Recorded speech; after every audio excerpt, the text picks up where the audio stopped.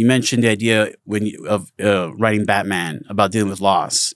And I lost my dad back in May. Oh man, sorry to hear that. Thank you. And so with John going through the loss of his mom and like everything up like with that, with Hawkwoman and the Nagar and everything, like, you know, how do you blend those like really realistic human emotions into what some people would say is just this fantasy, this is fiction? Like, how you make this like seem so real? Yeah, I mean that's the magic of comics. You know, is you what's that phrase you put the sugar with the medicine or whatever. Yeah, you know, so it kind of masks what's actually in there.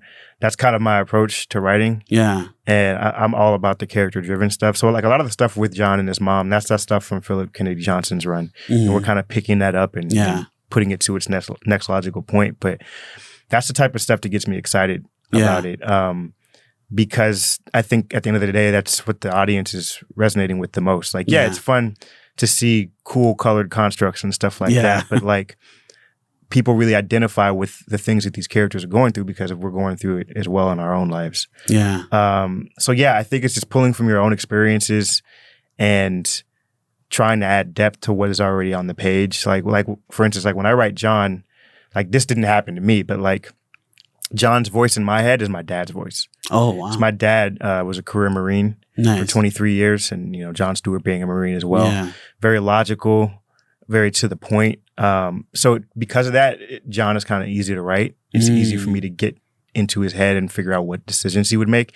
And what excites me as a writer is like some of the decisions he's made up until this point are not very logical.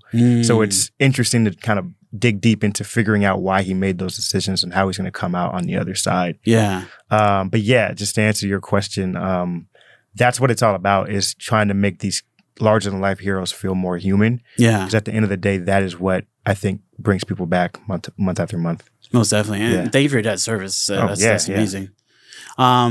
As far as like the industry, the state of the industry right now, obviously we just had Superman release. I'm really excited for Supergirl. Yeah. Especially with that crypto stuff. Like, let's see what's going on there.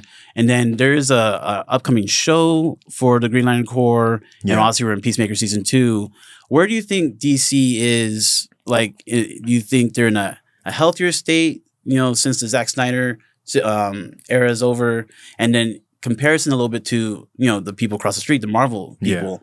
Do you think DC's now starting to make a case like, hey, we're offering just the same quality, you know, writing from a books, TV, and movie standpoint that Marvel's been doing for a number of years? Yeah, I think so. I think it's in a healthier state than it's been. At least it feels cohesive, I think, for the first time. It does. As a universe.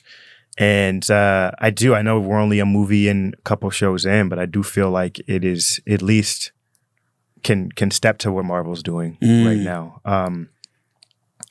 Yeah, I mean, at the end of the day, we all win as fans. Yeah. You know, I know we all want the best things out of all these projects, but I think going back to the comic book part, like Marvel and DC have always kind of pushed each other to be better. And I think now that DC is kind of rising to that, I think it's going to push Marvel to rise, and then we're just going to go back and forth. Yeah.